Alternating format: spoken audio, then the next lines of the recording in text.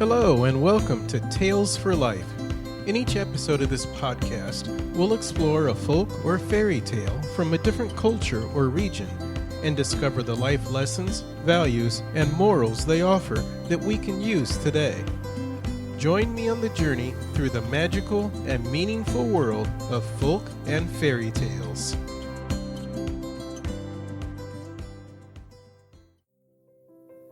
Thanks for joining me for another episode of Tales for Life. Today we're traveling back to ancient Japan for one of my favorite stories. This tale isn't about generosity or honor, but highlights that the effort we put into our endeavors is what truly brings success. It's a perfect fit for this episode titled, Your Efforts Are Your Reward, and Only Yours. Work isn't always fun, even if you enjoy it. But why do we work?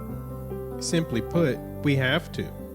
Even without economic systems, we'd still need to work for essentials like food, shelter, and clothing. But despite its challenges, some of which can drive us crazy sometimes, work is rewarding. The sense of accomplishment from completing a task, even an imperfect one, is unmatched and becomes a part of history, our history, and it can never be changed. The path to happiness, ours and the happiness of those around us, isn't found in idleness. Imagine doing nothing all day. Boredom wouldn't bring happiness, and our laziness certainly wouldn't make those around us happy either. While overwork and stress aren't the answer, meaningful work is. Only your work that you do can give you that unique reward of happiness and fulfillment. Today's story from Japan, a culture that values effort, beautifully illustrates this. Sheila Hamanaka's retelling in her picture book, Screen of Frogs, is wonderful, but our version, closer to the original tale from hundreds of years ago, is titled Kajika Byobu.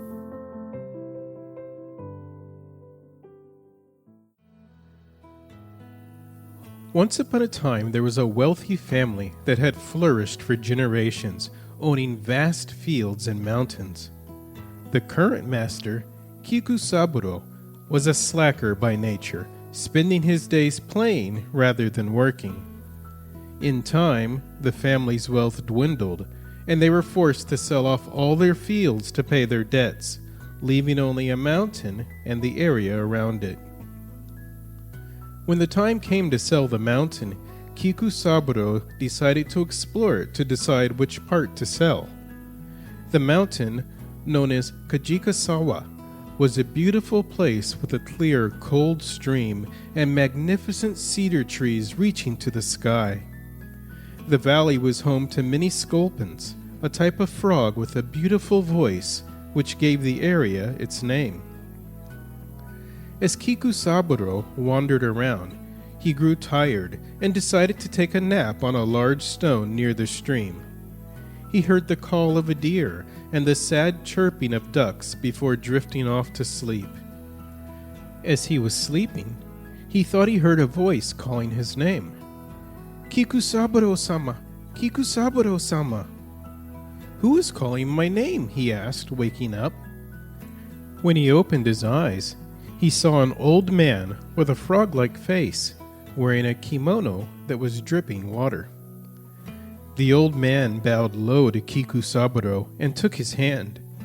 The old man's hands were as cold as stream water. He introduced himself as the head of the sculpins and begged Kikusaburo not to sell Kajikasawa. As Kikusaburo reached out to touch the old man's head, his hand was drenched with water, and he suddenly woke up. Was it just a dream? He asked himself. Kikusaburo, disturbed by his dream, went straight home. He was moved by the old man's plea, even if just a dream, and decided to find another way to avoid selling the mountain.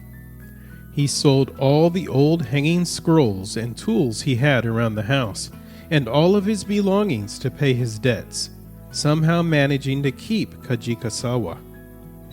At last he owned only the futon he slept on and an old blank folding screen, a byobu. That night, Kikusaburo dreamed of the sculpins singing happily. When he awoke, he found the bottom of his pillow wet and small wet footprints leading from the veranda. To his amazement, the byobu was now covered with paintings of frogs, so beautiful and lifelike that it seemed as if the images themselves could start to call out. The painting, known as Kajika Byobu, quickly became popular, attracting people from far and wide. Despite many offers, Kikusaburo refused to sell it.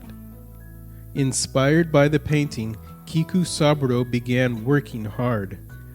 In time, he had restored his family's wealth. Besides that, Kikusaburo became generous and helpful with his wealth, helping those in need.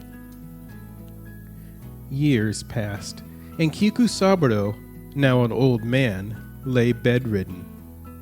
One day, the chief retainer of the Lord arrived with a large group of servants demanding to buy the Kajika Byobu. Kikusaburo refused, calling it an important gift. Angered, the retainer stepped over the bedridden Kikusaburo and took the screen, knowing there was nothing Kikusaburo could do.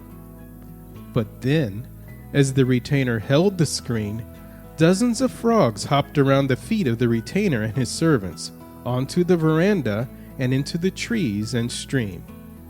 When they were gone, the screen was once more blank. Kikusaburo, with a smile on his face, whispered to himself, "Well, that's all right. Everyone, let's go back to Kajikasawa," and passed away peacefully.